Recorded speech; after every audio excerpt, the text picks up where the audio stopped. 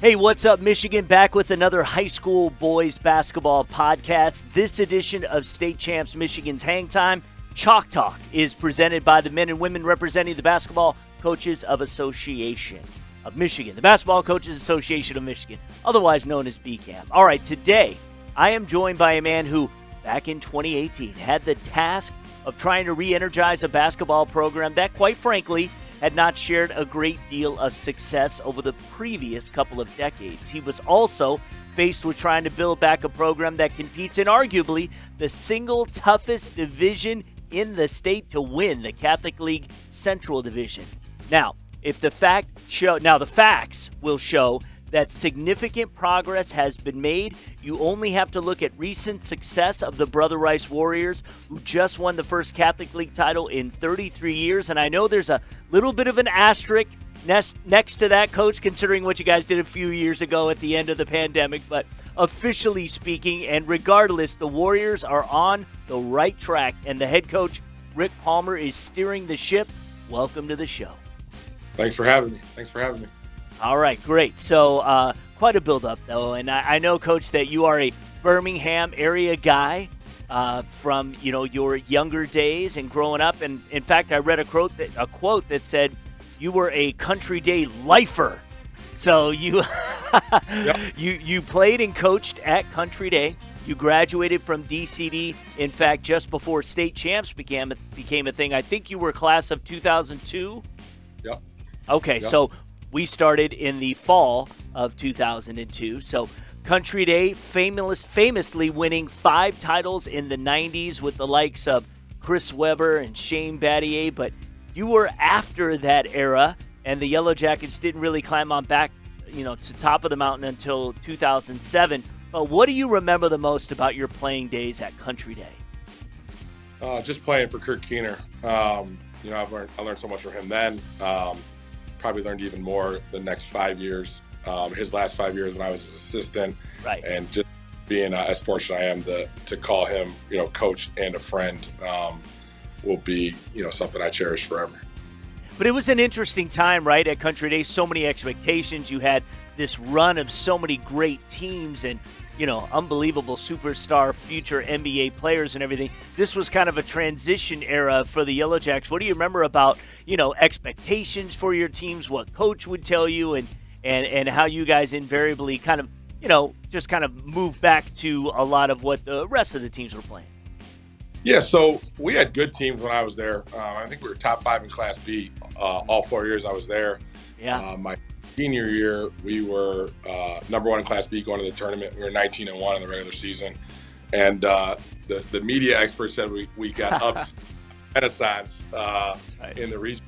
And you look up and they had, 2 NBA players and 8 or 9 Division I players. And we had good teams. We weren't quite as good as them that night, but we were good. And then I think it was probably the peak of St. Mary's in the early 2000s with the Seawright and Grant Mason and those groups. So we had pretty good teams, just not quite as good as St. Mary's was for 3 years, and not quite as good as Renaissance was my senior year. And listen, at Country Day, it's a state championship or bust then. Right. So, those were kind of the expectations, and we fell a little short, but still a really rewarding 4 years and a rewarding 5 years where there's a lot of good eras at Country Day, but Coach Keener's last 5 years, we played the last week of the year all 5. I think we two state titles, 2 McDonald's All-Americans, 2 NBA players. We had a really good stretch there at the end. So as fun as it was as a player, those last 5 years were pretty good. And as a young coach, I probably didn't know how good we had it. It's not so easy, and I wish I'd probably enjoyed it even more than I did. Yeah, but again, you said it. You were young and just feeding off that energy, and so many great players. We were all over that era of Country Day basketball. That was when State Champs was really kind of coming into its own, kind of 07 on. But you mentioned him, and I just wanted you to make another comment on him. You served as a player and a coach under Kurt Keener. We had a great relationship with Coach Keener and really appreciated everything he brought. Arguably, and we don't want people to forget this, one of the greatest high school coaches in Michigan high school history. I mean, he can stack his resume against anyone, right? In the modern era, I don't know if it's really arguable. Right. I always say arguable because there are people who will. But yeah, no. I mean, so when I said a country lifer, I started the country basketball program when I was in kindergarten in the junior jacket. So besides him, no one had put in more time or in years of service and playing and coaching than I did. So that was that chapter of my life, and then the Brother Rice one has started, and it's been an amazing run, and I'm really excited that I'm a Warrior. Yeah, and we're going to get there. But what would you say as far as Coach Keener goes, because we like to focus on coaching, especially on this podcast, what would you say was his greatest strength as a coach? The ability to manage egos and talented players and get teams to buy into team and play hard and be successul. Everyone thinks anyway. Listen, having talented rosters is more fun than not, but it's a different type of challenge. They're not easy either. Everyone. Phil Jackson was a big NBA coach then. Everyone called him the Zen Master. He's just, I know Bernie did. I think that was his nickname for him. Right. He had a Phil Jackson in him, and honestly, just keeping our relationship going. We still talk on a very regular basis. His team got to the quarterfinals this year. He's won 2 state championships. He's been out there, been in a couple more finals. So, and he doesn't have any Chris Webbers or Shane Battiers out there. So I know people in Michigan kind of lose track of, but he's still going. And then being able to coach with him in the McDonald's All-American game a few years ago was just an amazing 3 or 4 days with him, and just around those type of that atmosphere and those type of talented players. That's something I'll always remember. Yeah, that is awesome. Now, before we get into the Warriors, it's interesting we have you on this week because this is the second week in a row that we have an Albion College Hall of Famer on this show. We had a great conversation with Jackson head coach Milton Barnes last week. His coaching career is mind-boggling, but he was at Albion in the late 70s, and his team got as far as the D3 Final Four. Your 2005 Brits team got to the quarterfinals, and you were part of 88 wins in 4 years, which is a school record, and you were put into the Albion College Hall of Fame. You and Milton both played for another legend in Mike Turner. They've got quite a tradition there, don't they? Yeah, I mean, Milton was kind of at the start of Coach Turner's career. He was. And then our group with Mike Thomas, at East Kentwood, and then Marcus Gill, who's at Concord. The Mike Turner coaching tree, if you study it, there's names people don't even realize. Stan Heath, Benny White, Mike Thomas, John Vanderwalls, former players, took over a Division III program that was in shambles and now is the perennial Midwest power in Division III. Coach Turner's coaching tree is really unbelievable. I'm probably on the J. I'm not arguably like you say. I'm on the JV as far as Coach Turner's coaching tree goes. But yeah, I mean, for me to play for Kurt Keener and then get to play for Mike Turner, it's you don't really realize it then, but as a coach now, how much of them I lean on, and then to still have the relationship with them too. So. I talk to those guys regularly during the year when I've got an issue and I've got something that's going on. Who better to call than those two guys? And it's really, really special to have that. We had a great ceremony this year for Coach Turner. I don't know if Milton talked about it last week. No, he didn't. We had the Mike Turner Classic. So we played East Kentwood, coached by Mike Thomas, who's a teammate of mine. And then Concord High School was coached by Marcus Gill. That was a former Division III head coach as well, and now a high school coach. And then they played Jackson. They played Milton. So we had those 2 high school games before. Then there was a naming ceremony, named the court after Coach Turner finally up at Albion.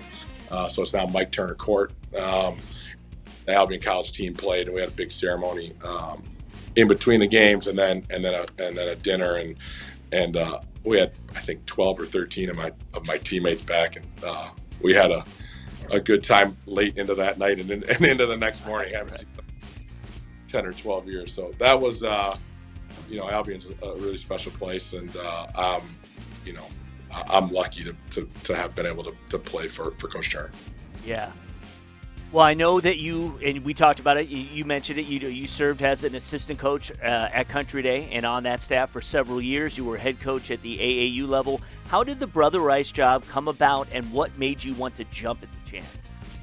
I never thought Coach Keener was going to retire. So I wanted to be a head coach. So that was actually one of the jobs early on me and him talked about, like, why not Brother Rice? Like, every other sport is dominant. They're in the Catholic League. It's a mile up the road. I'm from here. Like, why not? And then, I took a little time away from coaching when Coach Keener retired. And then when the Brother Rice job opened, I actually had moved in. I live 100 yards from Brother Rice now. So I moved out Brother Rice job, but it all kind of came together. And, some of the things in your coaching career after Coach Keener retired didn't work out. You wonder why and, how'd this happen? And there's a plan. And, the plan for me was to be at Brother Rice. And things happen for a reason. And I'm thrilled. So when it opened, I went all in. I every connection, anyone I knew there, I worked hard to try to get the job, because I really felt like it was a program. And then once I got to know the administration, Tom Reedy and Eddie O, our principal, Tom Reedy, our president, and then Jeff Calcaterra, our AD, we've got the best athletic director in the state. And to be just a part of this athletic program, they've got more state championships than any athletic program in Michigan. So it's a dominant athletic program. Yeah. And so to be a part of it and to finally start to feel like we're sort of on par with some of the other programs in our own building, it has been fun. But I felt like we could get to this point there, and I feel like we can stay here with all the things we have in place. Yeah. Before we have you talk about this year's team and more specifically some of your standout stars, when you envisioned how your first 4 years would go at the helm of this team, compared now to that reality, what has been the most rewarding and the most challenging aspect of the job? The challenging part about the job has been just how good the league got. Like, I think our teams in the last couple years, 12, 13, 14 years ago in the Catholic League would have won the league. Yeah. Just the teams we've had and the competition in our league has been outstanding. And I know some of that when you're a 5-team league and there's one team that's really kind of been at the basement, which was us. When it comes to 5, programs, I think everybody kind of elevated around the same time. So, and so the challenging part has just been how good our league is, and the coaching's so good, and all the 5 coaches do such a great job, or the other 4 coaches, and their scouting reports and how they playing them 3-4 times a year, and it gets really challenging, but really rewarding. And then the rewarding part, everyone can look at the 20-1 record. And right now, and I think we're about to play in the first Operation Friendship maybe ever that was number 1 versus number 2 in the state. And go on this tournament run, hopefully long tournament run. Everyone can look at the trophies and everything we've accomplished this year as the rewarding part. But for me, it's just been the relationships and the growth of our guys. This senior class is, them coming to Brother Rice and believing in the school and the program and in me, but watching them grow as young men and who they are now versus who they are when they walk through the door has really been the rewarding part for me. And that's something nobody talks about, or as a coach, you only get credit if you win, and if you lose, then you're the guy. And we all know that. But for me, whether we win, if we're the last one standing late in March, that'll be great. But for me, we've already won just with their growth, and that's really why I do why I coach. I think that's the rewarding part for me, is watching these guys' journeys and being a small part of it. So that's the rewarding part. That's it. And you've had a lot of those guys for several years now, and so it's wonderful to have seen from our side of things the growth of the program and obviously the maturity of the individual. So let's get into the 2023 version of the Rice Warriors. I know now you mentioned it, and I know there are other polls in the state, but we have our state champ super rankings, and we have you third overall. It's just behind Cass Tech and North Farmington, but that's okay.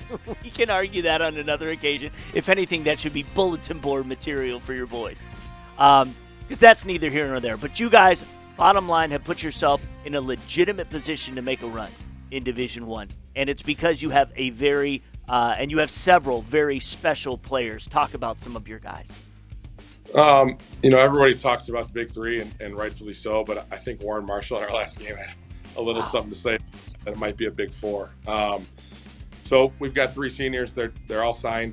Before the year, they signed national letter of intent to Division I schools. So Xavier Thomas is going to Toledo. Everyone, I know Bernie talked about it a couple weeks ago, and he's talking about us, what position does Xavier play? And I say just butt kicker, right? He can do ways. You put a big guy on him, he can beat him as a guard. You put a little guy on him, he can beat him as a post player.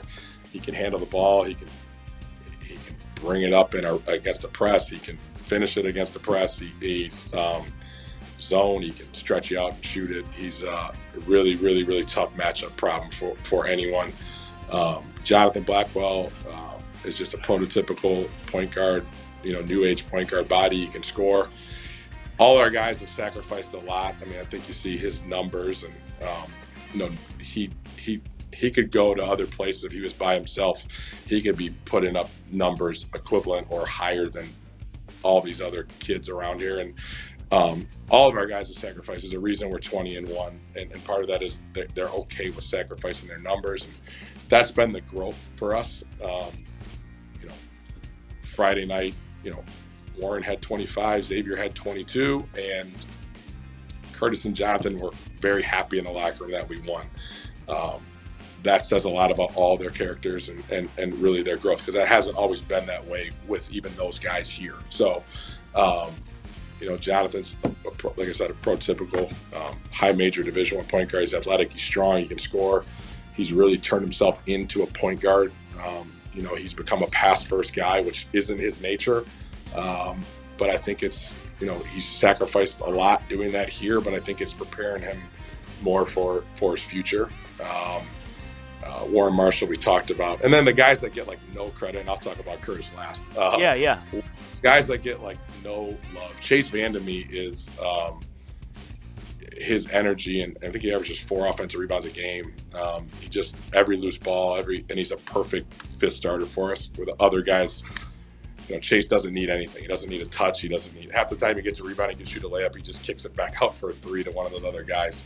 And then the development of some of our bench guys has been a real key for us. The last couple of years, besides the 5 I talked about getting better, we've played 5-6 guys. Really, that's all we wanted to play down the stretch the last 2 years. And now there's 9 guys we will play in any situation. So the development of David Williams, Luke Salkowski, he's a junior now. He's going to play college basketball. He started on our freshman team and wasn't a starter even on his freshman team as a freshman. So he's now 6'6", and really a very, very good player. Ryan Frohawk's another kid who's a 4-year guy in our program. He's on track to be our valedictorian at Brother Rice. So, and he's a guy we can play and trust in situations. So, and then I haven't talked about the guy who this is coming out Friday, right?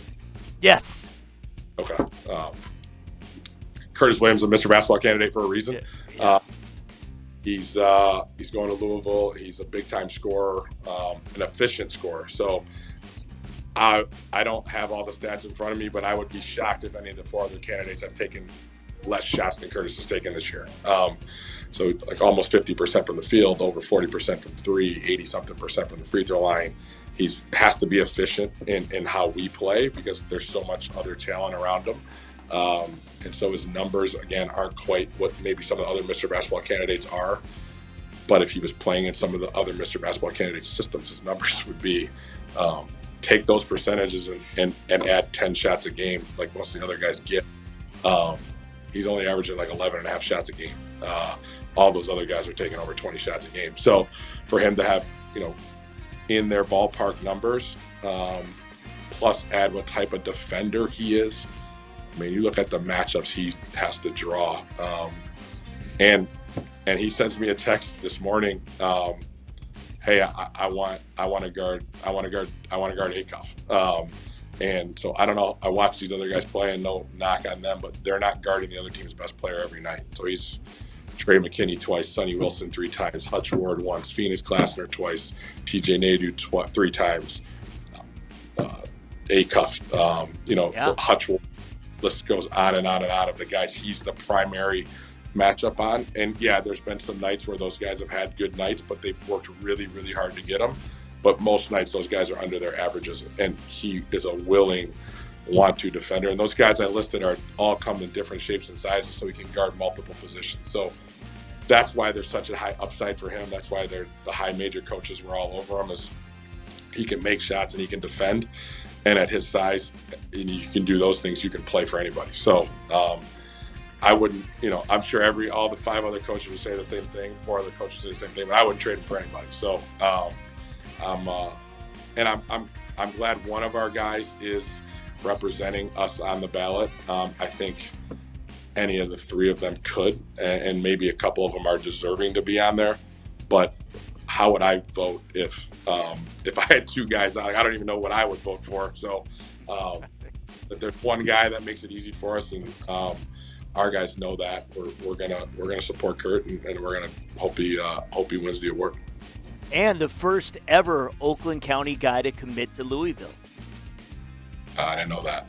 So yeah, it's a big name program, and I think they're in kind of a similar situation than he was in high school, right? A program that has had success in the past is in a down era, and he just kind of believed in what they were selling and what Louisville had to offer, and I think Kurtz was instrumental in the turnaround to Brother Rice, and I think Louisville's looking for him to be instrumental in the resurgence of Louisville. Yeah, absolutely. So Operation Friendship does take place this Friday night, pitting the Detroit Catholic League champion versus the Detroit Public School League champion, Brother Rice versus Cass Tech. 20-1, they are 21-0.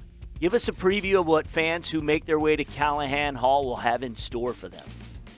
Well, first things, I think it's going to be a huge atmosphere. Our Catholic League championship game was a great atmosphere, but I think we'll have, I don't want to say double, but maybe double the fans down here. This is a matchup that I think everybody wanted, and for it to happen on this stage is great for just the Metro Detroit area basketball.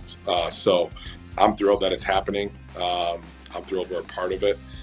Steve Hall's an unbelievable coach. His teams are going to play really hard. They're going to get up and pressure you. That's kind of been their calling card always, but really this year. So it's going to come down to can we handle pressure, and can we play as hard as they do? And we'll see. I think they're a little smaller. We're bigger. There'll be some interesting matchups within the game, and we're hope to be on the right side of it. Yeah, could be a preview of something to come later on down the year, but first things first, you'll be in the Bloomfield Hills District again. That very well could see you taking on Orchard Lake St. Mary's in the district championship. Should that happen, would be a rematch from last year in which your Warriors lost to the Eaglets.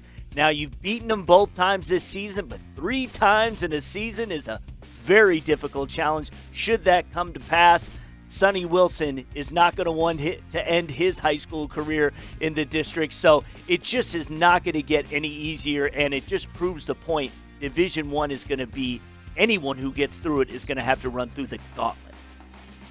Yeah, and not everyone's gauntlet's the same. Right. I think our district and UAD's district, you say arguably, I don't. I'm a little more at the top of the road. But that's okay. We played the toughest schedule to get ready for it. So, before we get to St. Mary's, I mean, Groves is playing really well. Coach West has got them playing well. Not that we're for sure going to play them, but I think we'll be favored to play them Wednesday. And then even Bloomfield and West Bloomfield, whoever wins that game is going to be a tough matchup for St. Mary's. So starting with our district is really talented. And then, if I say the highest ranked teams win, which doesn't always happen. I guess you guys got North Farmington 2, us 3, and U of D potentially, 4 or 5 all in the same region. So, and then, the luck of the region, we're not on the side where we only have to play one of us. We've got to beat, whoever wins U of D regional, and then more than likely North Farmington sitting there waiting for us. So we've got a really tough road to get through the regional. That potential 4 games in 8 days of Groves, St. Mary's, U of D, North Farmington potentially is the hardest. So and we think we're prepared for it. In those situations against good teams in the tournament, it's 32 minutes, and I think all kinds of crazy stuff can happen, and that's why March is so much fun. So I think we're ready. I think we've gotten to the point where I wasn't confident even at some points at the start of this year and in the middle of this year that we had the intangible things to go win 7 games in a row in March. We've grown up, so I believe we can, and I believe we have the talent to do it. So it doesn't mean we're going to, but I'm confident that we're one of the teams that can really do it, despite that gauntlet that we just talked about. So, I wouldn't want to trade anybody else's teams going into this tournament, and I believe in our guys, and I'm excited for them to watch them go through this. But it's still March basketball, so 32-minute nation game. We'll see what comes about it. Yeah, well, we've still got one more rankings. Our final rankings will come out on Monday, so that will be after Friday's results. So U of D, we had at 8 right now, and they could definitely move up that ladder. But it just shows you, especially at the Division I level, top 10, top to bottom, no matter what poll you look at, it's filled with Division I teams that somebody at some point is probably going to have to play, and we're going to have a really great run. Now, before we let you go, you're still a young coach, not even 40 yet. What role has BCAM played in your coaching development, and what are your thoughts on the brotherhood and the association? Yeah, so I just think with Dan and Steve and those are guys I can talk to about things. It's nice to have some ideas. I think the Grand Valley, Michigan Open recruiting event and then the Cedar Point event this year was absolutely unbelievable. Coming from a little bit of an AAU background, and that had an AAU college coach, number of people, number of assistants, head coaches, the programs that were there, the talent level was something like I haven't seen since except at the Peach Jam, which is Nike's big event. So for those guys to lead the charge on that, and that was only year 1, those things grow and grow and grow, has been outstanding. So I think, and I know they pushed some of these things through, the 22 games instead of 20, the 5-quarter rule.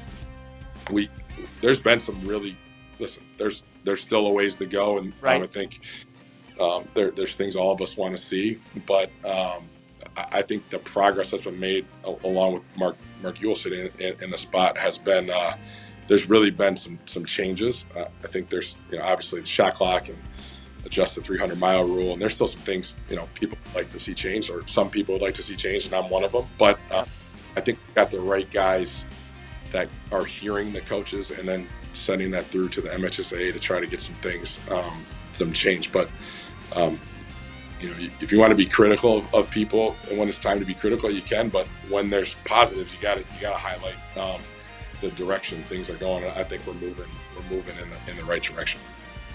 I would agree. Ladies and gentlemen, if you would like to nominate a BCAM Coach of the Week, simply visit bcam.org. A lot of other great information there as well. Coach Palmer, it is pedal to the metal from here on out. So congratulations on winning the Catholic League. I know that meant a lot to the program and to the kids and to the school and the community, but I know you guys have much higher aspirations, so good luck. We will be watching. Thanks for having me.